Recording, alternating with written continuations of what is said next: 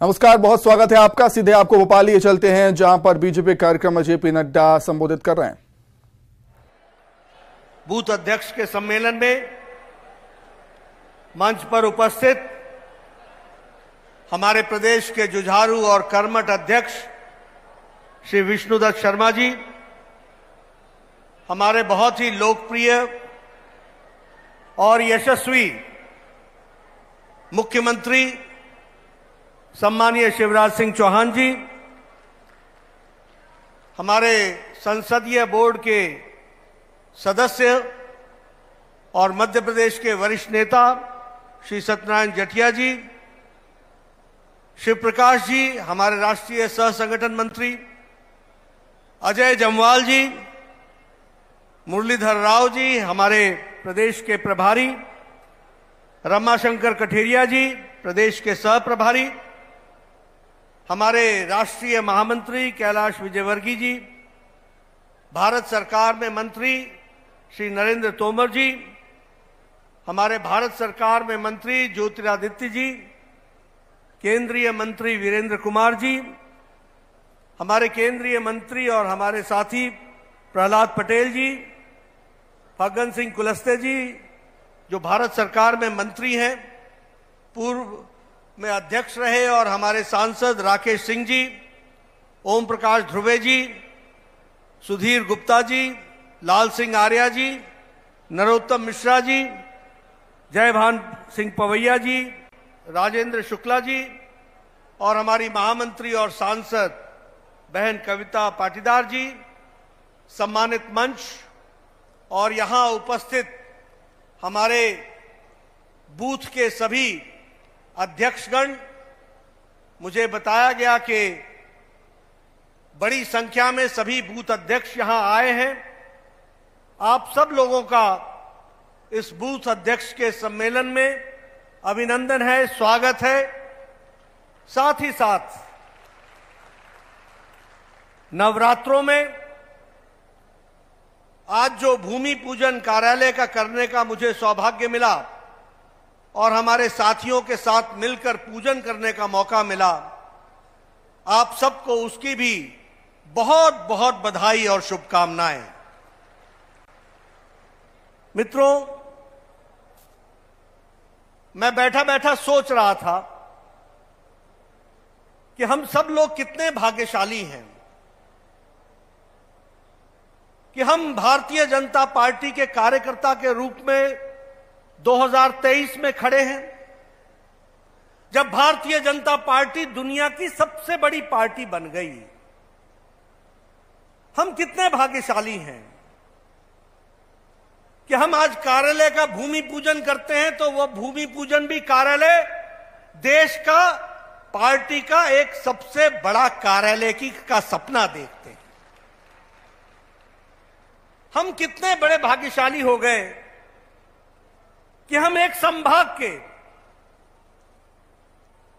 35 या 36 विधानसभा के 36 विधानसभा के बूथ अध्यक्षों का सम्मेलन करते हैं, तो वह सम्मेलन जनसभा में परिवर्तित हो जाता है। यह हमारी को देखने की जरूरत है। यह हमारी ताकत, यह हमारी परिस्थिति,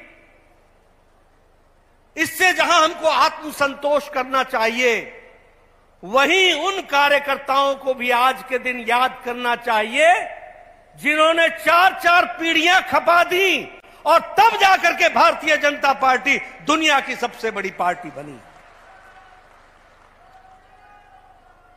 आज हम कार्यालय की बात कर रहे हैं। मैं आपके साथ बताना चाहता हूं, 2014 में जब मोदी जी को संसदीय दल का नेता चुन लिया गया था, वो पार्टी कार्यालय आए थे और उन्होंने हम लोगों से चर्चा की थी और पूछा कि हमारे कितने कार्यालय बने हैं, पार्टी के पास कहां कहां कार्यालय हैं। हम लोगों ने कहा कि कुछ कोशिश हो रही है, प्रदेश को लोग लगे हैं। उन्होंने कहा हमें संकल्प लेना चाहिए कि हर जिले में भारतीय जनता पार्टी का एक अच्छा कार्यालय बनना चाहिए। और आपको जान करके खुशी होगी कि 290 कार्यालय बन चुके हैं। आपको जानकर खुशी होगी 115 कार्यालय बन रहे हैं। और आपको जानकर के खुशी होगी कि 123 कार्यालय की जमीन ले ली गई है, कार्य शुरू होने वाला है और उसको भी हम काम करेंगे।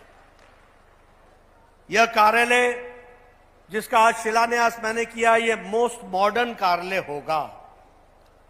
1000 से ज्यादा तो यहां पर सभागार होगा, 1000 से ज्यादा की कैपेसिटी का। 4 कॉन्फ्रेंस हॉल होंगे, 4 बैठकों के कक्ष होंगे। मॉडर्न एम्यूनिटी से यह सुसज्जित होगा। दुनिया के वर्ल्ड क्लास स्टैंडर्ड में जो कार्यालय की जरूरतें होती हैं, वह सब भोपाल के कार्यालय दीनदयाल परिसर में मौजूद होगा। इसके लिए मैं विशेष करके आपको बधाई देता हूं। और यहां एक बात और भी कहता हूं कि यह भारतीय जनता पार्टी का ऑफिस नहीं है, यह कार्यालय है, यह संस्कार केंद्र है। यहां कार्यकर्ता आकर के संस्कार लेता है। हमारे नेताओं की बातचीत फॉर्मल और इनफॉर्मल से वो सीखता है। हमारे वरिष्ठ नेताओं की जीवन गाथा वो लाइब्रेरी में पढ़ता है। उसे बैठक लेने की आदत का तरीका बताया जाता है और किस तरीके से संवाद को आगे बढ़ाया जाता है, इसकी कला से लेकर अपने जीवन को खपाकर विचार के लिए लगा देना, इसका भी वो संस्कार लेकर के जाता है। उसको हम कार्यालय बोलते हैं। और ऐसे कार्यालय के निर्माण के लिए आज का नवरात्रों में यह दिन चुना गया। मैं पुनः आप सबको इसके लिए बधाई देता हूं और आपको इसके लिए शुभकामनाएं देता हूं। मित्रों, अभी अभी चर्चा हो रही थी कि हमने नॉर्थ ईस्ट में सरकार बनाई है। हमने मेघालय में भी एनडीए की सरकार बनाई, हमने नागालैंड में भी एनडीए की सरकार बनाई और हमने त्रिपुरा में भी भारतीय जनता पार्टी की सरकार बनाई। और सबसे बड़ी बात यह है कि हमने दोबारा सरकार बनाई। यह भी हमको ध्यान में रखना चाहिए, यह भी हमको जानना चाहिए। जिस दिन नतीजे आए थे उस दिन प्रधानमंत्री मोदी जी ने एक बात कही थी कि यह 3 मंत्रों पर तय है, त्रिवेणी पर यह तय हुआ है। और एक एक मंत्र, 3 मंत्र सिर्फ 3 नहीं होते, एक और एक मिलाकर 111 होते हैं। और वह मंत्र क्या था कि भाजपा की सरकार का काम। वह मंत्र क्या था? भारतीय जनता पार्टी के संगठन और सरकार की संस्कृति। और वो मंत्र क्या था कि भारतीय जनता पार्टी के कार्यकर्ता का समर्पित सेवा भाव, जिससे वो जनता की सेवा करता है, उसको लेकर के आगे चलना है। मैं ये बात यहां के लिए भी कह सकता हूं कि भारतीय जनता पार्टी का कार्यकर्ता एक समर्पित भाव से काम कर रहा है, सरकार भी समर्पित भाव से काम कर रही है और सेवा भाव के माध्यम से हम जनता की सेवा के लिए समर्पित हैं।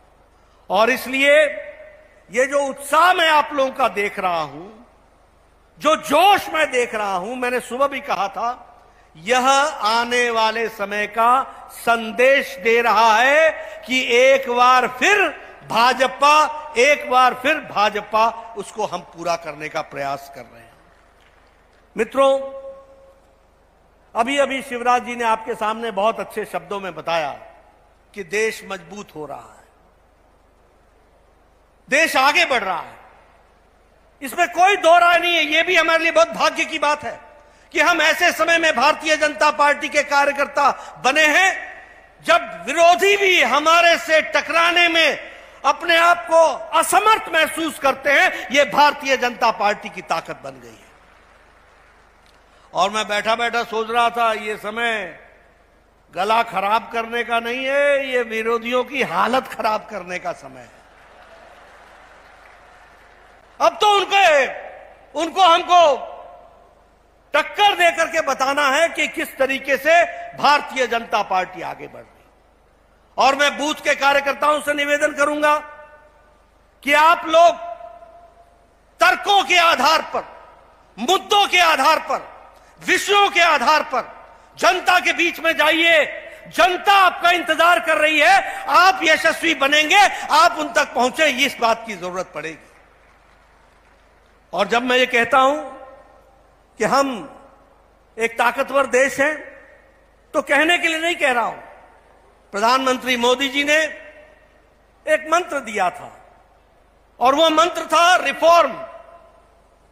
नीतियों में परिवर्तित करो, ट्रांसफॉर्म, उसकी पॉलिसीज को लागू करो और परफॉर्म करो, और उसके माध्यम से आगे बढ़ो। आज अगर देश की मैं स्थिति देखूं तो हम ये कह सकते हैं कि भारत आज एक बदला हुआ देश है। स्मार्टफोन, इस स्मार्टफोन को इस्तेमाल करने में और इसके डाटा कंजम्पशन में आज भारत नंबर 1 पर खड़ा है, यह हमको याद करना चाहिए। उसी तरीके से ग्लोबल फाइनेंस की टेक्नोलॉजी में, दुनिया में फाइनेंस की टेक्नोलॉजी को इस्तेमाल करने में भारत आज नंबर 1 पर खड़ा है। India is number 1। अगर मैं बात करूं डिजिटलाइजेशन में, और मैं यहां आपको उन कांग्रेसी साथियों की भी याद दिलाऊंगा, जब प्रधानमंत्री मोदी जी कह रहे थे कि आधार कार्ड के साथ जोड़ करके डिजिटल पेमेंट होगी, तो उस समय जो लोग भ्रष्टाचार में लिप्त थे, आकंठ डूबे हुए थे, वो कहते थे कि भारत में तो डिजिटलाइजेशन हो ही नहीं सकता है, यहां तो इंटरनेट की फैसिलिटी ही नहीं है, यहां तो गांव का गरीब व्यक्ति अनपढ़ है, वो डिजिटल कैसे ट्रांजैक्ट करेगा। मित्रों, यूपीआई, यूनिफाइड पेमेंट इंटरफेस दुनिया में सबसे आगे खड़ा है, और दुनिया के डिजिटल पेमेंट में भारत का हिस्सा 40% हो गया है। भारत 40% उसका इस्तेमाल कर रहा है। और उसी तरीके से इस्पात के मैन्युफैक्चर में हम दूसरे नंबर पर खड़े हो गए हैं। और उसी तरीके से ऑटो इंडस्ट्री में, एक समय में हम ऑटो इंडस्ट्री के बारे में, मार्केट के बारे में सुनते थे तो हमारे दिमाग में अमेरिका आता था, हमारे दिमाग में यूरोप आता था, हमारे दिमाग में जापान आता था। टोयोटा और डैटसन, ये जापानी गाड़ियां हमारे दिमाग में घूमती थी जब हमारे यहां एम्बेसडर और फिएट होते थे।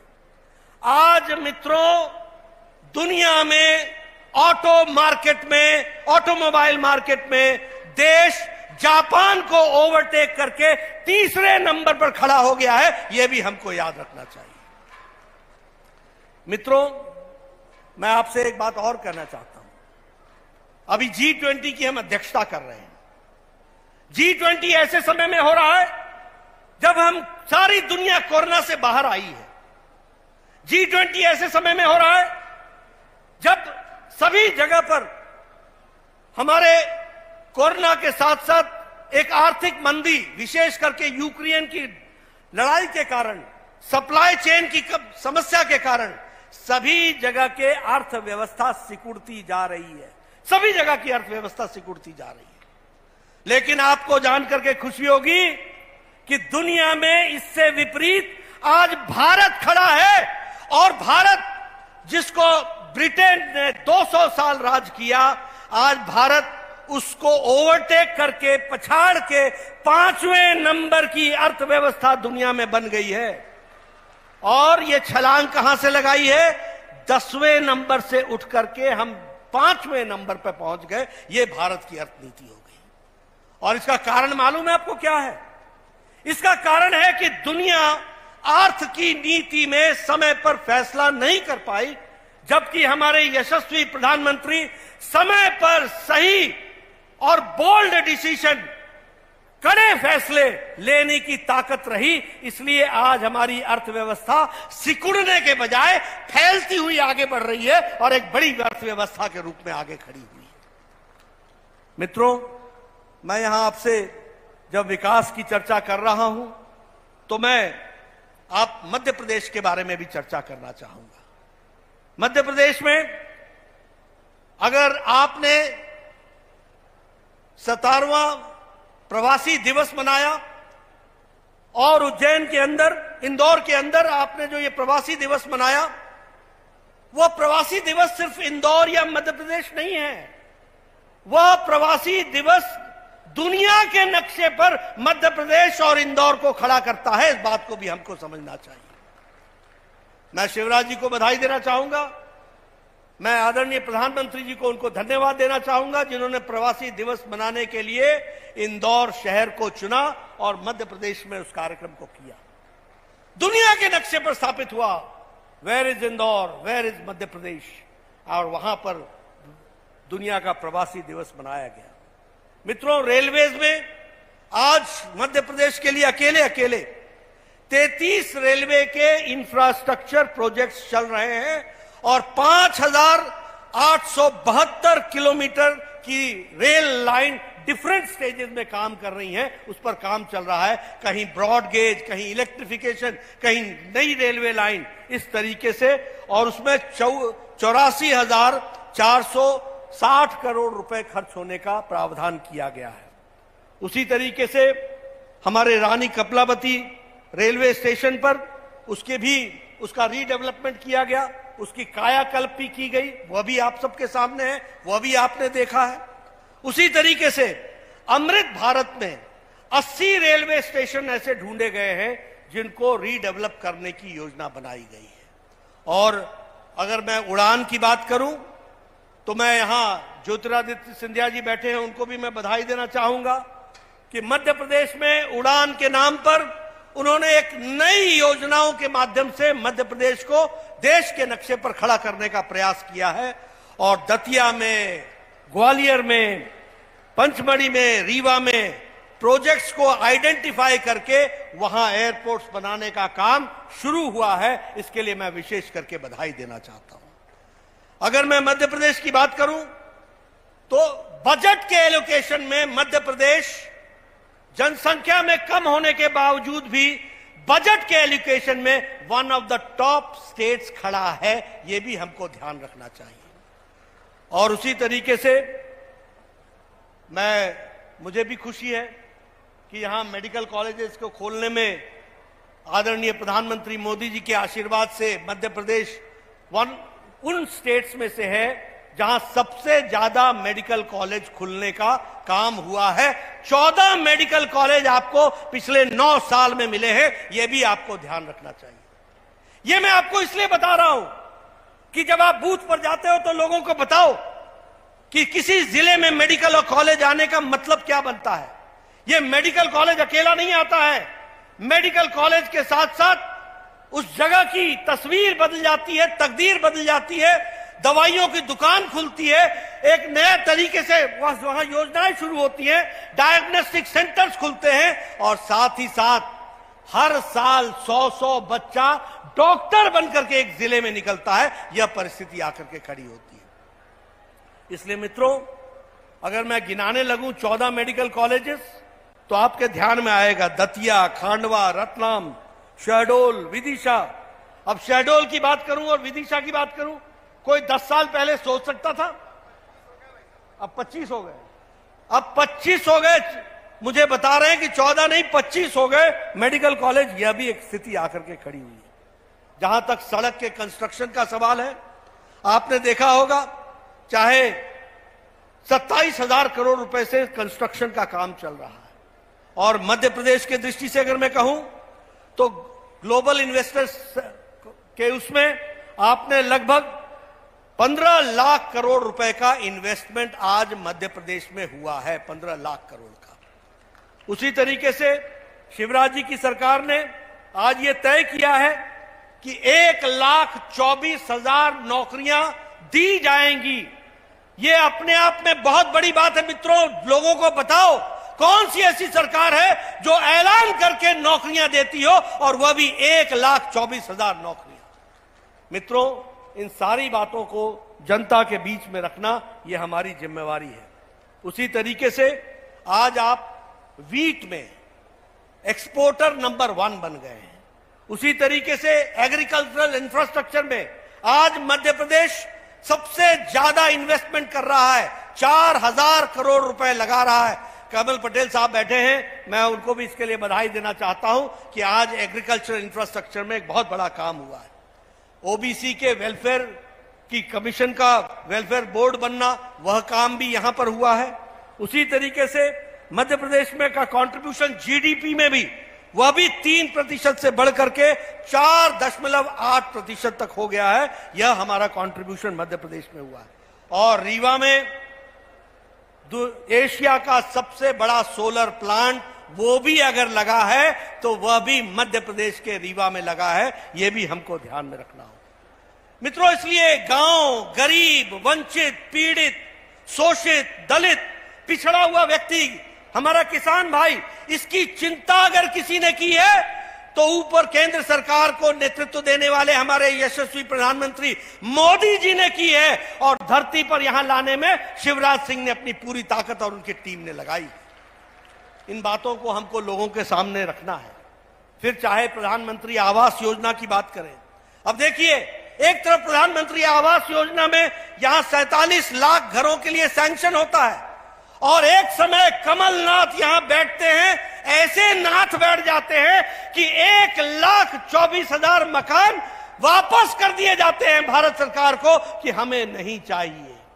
आप बताइए, एक तरफ 47 लाख मकान मोदी जी सैंक्शन करते हैं, 37 लाख मकान बनाने का योजना शिवराज जी उसको धरती पर उतारते हैं, और वहीं हमारे कमलनाथ 15 महीने के लिए आए थे, 15 बड़े बड़े काम करके गए।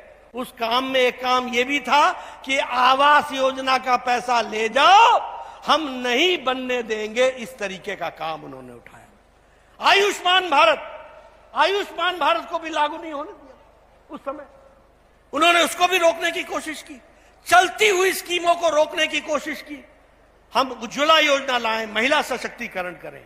हम स्वच्छता अभियान लाएं, महिलाओं को डिग्निटी से जीने का रास्ता बताएं।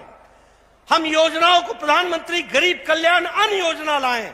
मित्रों, प्रधानमंत्री गरीब कल्याण अन्न योजना में 80 करोड़ लोगों को 2 वक्त की भोजन की व्यवस्था हो रही है और भारत की अति गरीबी अब 1% से भी नीचे आ गई है। यह भी हमको ध्यान में रखना चाहिए। यह बदलता भारत खड़ा हुआ है। लेकिन हमारे यहां हमारे जो ये कार्यकर्ता थे, जो हमारे ये सरकार थी, पिछली सरकार, उन्होंने ये सारी स्कीम रोक दी। उनको सशक्तिकरण नहीं चाहिए था। उनको महिलाओं को सशक्तिकरण करना ये बर्दाश्त के काबिल नहीं था। उनको ये इच्छा नहीं थी कि आम आदमी, गरीब आदमी, किसान आगे बढ़ सके। प्रधानमंत्री किसान सम्मान निधि में किसानों को 2-2 हजार रुपए हर चौथे महीने दिया जा रहा है। एक विकास के साथ जोड़ने की योजनाएं बन रही हैं। ये पसंद नहीं था विरोधियों को। ये भी हमको ध्यान में रखना चाहिए। इसलिए मित्रों, मैं कार्यकर्ताओं को निवेदन करने आया हूं। आंकड़े और सारी चीजें बहुत अच्छे से आगे तक बताई जा सकती हैं। अभी ये लाडली बहना योजना जो आई है, लाडली लक्ष्मी बहना योजना, लाडली बहना योजना, इस योजना के तहत उन परिवारों को जिनकी साल की आमदनी 2.5 लाख से कम है, उनको हर महीने 1-1 हजार रुपए बहनों को दिया जाएगा। इस कार्यक्रम को आगे बढ़ाया जाएगा। उसी तरीके से हमारे इन सारी योजनाओं के लिए लगभग 1,24,000 नहीं 1,02,000 करोड़ रुपए इन सारी योजनाओं को लागू करने के लिए खर्च हो रहा है। यह आज परिस्थिति आकर के खड़ी हुई है। उसी तरीके से अगर हम देखें युवाओं के लिए मुख्यमंत्री युवा कौशल योजना, कमाई योजना, इसके तहत हम युवाओं को 8,000 रुपए प्रति महीना देंगे और उनको ट्रेनिंग भी देंगे ताकि वो अपने पांव पर खड़े हो सके और समाज के बीच में वो प्रतिष्ठित रूप से अपना कमाई कर सके। इस बात का हम प्रयास कर रहे हैं। इसलिए योजनाओं के बारे में हम कहें, आज मुझे खुशी होती है कि मध्य प्रदेश में 2001 और 2 में प्रति व्यक्ति आय 11,718 रुपए थी। आज वो बढ़ करके प्रति व्यक्ति आय 1,40,000 रुपए हो गई है। यह भी हमको ध्यान रखना चाहिए। ये छोटी घटनाएं नहीं मित्रों, लेकिन हां, गांव में, घरों में लोगों को बताना, यह यहां बूथ अध्यक्षों का काम है। यह मैं जरूर आपसे निवेदन करना चाहूंगा और यह आपको कहना चाहूंगा।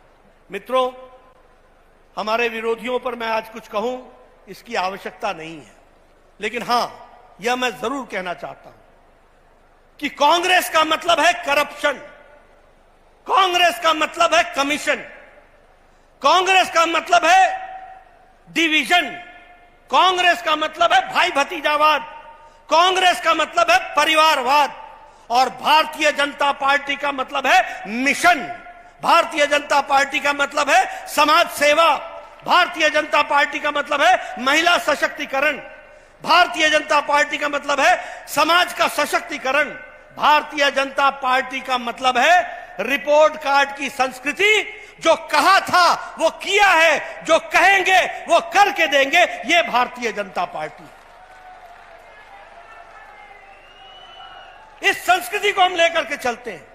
यहां कोई भी नेता आकर के खड़ा होता है तो वो एक से एक योजनाओं के बारे में चर्चा करता है, लेकिन अगर आप कांग्रेस के नेता की कभी आप भाषण सुनिए, भाई को भाई से कैसे लड़ाया जाए, जाति को जाति से कैसे लड़ाया जाए, धर्म को धर्म से कैसे लड़ाया जाए, गांव को गांव से कैसे लड़ाया जाए, इलाके को इलाके से कैसे लड़ाया जाए, वोट को डिवाइड करके वोट बैंक की राजनीति कैसे की जाए, यह कांग्रेस की संस्कृति बताती है। इसलिए मित्रों, हमें तय करना है और जनता को बताना है। आज मित्रों, आप बड़े भाग्यशाली हो। हमें संकल्प लेना चाहिए कि 35 विधानसभा के जो बूथ अध्यक्ष आए हैं, किसी भी बूथ अध्यक्ष को यह ध्यान में रखना चाहिए कि उसके बूथ पर जीत ही हासिल होनी चाहिए, जीत ही हासिल होनी चाहिए, जीत के लिए काम करना चाहिए। हम क्यों हार जाएं? हम किसी बूथ पर क्यों पीछे रह जाएं? हम कैसे पीछे रह जाएं? समाज के लिए मोदी जी, शिवराज जी, सभी लोग, हमारे नेतागण, हमारे मंत्रीगण, हमारे सभी लोग दिन रात काम कर रहे हैं, उनकी चिंता कर रहे हैं। उसके बाद अगर हमको समाज का प्यार न मिले, यह संभव नहीं है। और मेरा यह पूरा विश्वास है, हम अगर जाएंगे, तर्कों के आधार पर अपनी बात कहेंगे, तथ्यों के आधार पर कहेंगे, मुद्दों की चर्चा करेंगे, लोग हमारे साथ चलेंगे, इस बात का मुझे विश्वास है। मैं अपने बूथ अध्यक्षों को यह संवाद देना चाहता हूं। एक बात और बताना चाहता हूं, कांग्रेस की आज हालत क्या हो गई। मैं किसी नेता का नाम लेना नहीं चाहता, लेकिन जिस प्रकार से आज चर्चाएं हो रही हैं, अहंकार में डूबे हुए हैं। अहंकार बड़ा है, समझदारी छोटी है। समझदारी बहुत छोटी है। अभी आज पता चला मुझे कि सारे देश में कांग्रेस पार्टी वाले सत्याग्रह कर रहे हैं। सत्याग्रह, अरे सत्याग्रह तो 1906 में महात्मा गांधी ने किया था साउथ अफ्रीका में। सत्याग्रह तो महात्मा गांधी ने 1919 में किया था भारत में। किसके लिए किया था? भारत के सम्मान के लिए किया था। किसके लिए किया था? भारत की अस्मिता के लिए किया था। किसके लिए किया था? भारत में भारतीय का राज हो, इस बात को बढ़ाने के लिए किया था। आप सत्याग्रह कर रहे हो, किस बात के लिए सत्याग्रह कर रहे हो? क्या है आपका अहंकार? लोकतंत्र की परंपराएं तोड़ रहे हो, कानून पर विश्वास नहीं करते हो, अति पिछड़ा जाति सूचक गाली देते हो, कहते हो कि चोर हैं। कोर्ट कहता है आपको, न्यायालय कहता है माफी मांगो, माफी मांगो, माफी मांगो। आपका अहंकार इतना बढ़ जाता है कि आप माफी मांगने से इनकार करते हैं। आपकी सदस्यता चली जाती है, आपको सजा हो जाती है। रस्सी जल गई, बल नहीं गया, अहंकार नहीं गया। क्या कहते हैं? कहते हैं कि मैं किसी से नहीं डरता, मैं किसी से नहीं डरता। अरे भाई, संविधान से तो डरो, कानून से तो डरो, कोर्ट से तो डरो, कुछ तो समझो। लेकिन नहीं, ऐसी समझदारी, अहंकार इतना बड़ा और समझदारी इतनी छोटी। सत्याग्रह करने चले हैं। मित्रों, देश कभी इनको माफ नहीं करने वाला है। और जनता को जाके बताओ, इन लोगों ने अति पिछड़ा को जाति सूचक बोल करके उनके प्रति चोर शब्द का इस्तेमाल करके गाली देने का प्रयास किया, उसके बाद माफी भी नहीं मानी। ऐसे अहंकारी पार्टी और नेताओं को, जनता को प्रजातांत्रिक तरीके से उनके लिए सदा सदा के लिए जवाब देना चाहिए। इस बात को हमको ध्यान में रखना है। मित्रों, इसके साथ साथ और सुनिए, एक नेता कल बयान दे रहे थे कि परिवार की पृष्ठभूमि जान करके ही कानून को लागू करना चाहिए। मतलब चाय गरम तो बोले, लेकिन चाय के साथ साथ चाय की केतली भी उतनी गर्म है। ये देखिए क्या तरीका है।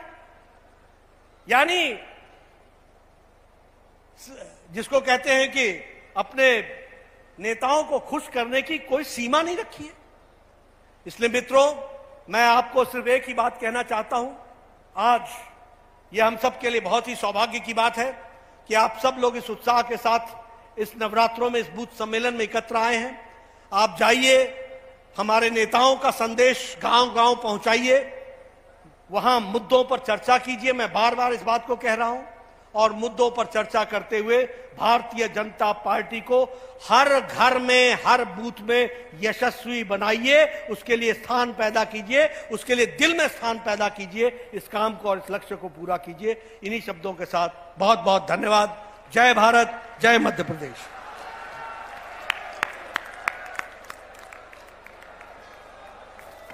बहुत धन्यवाद।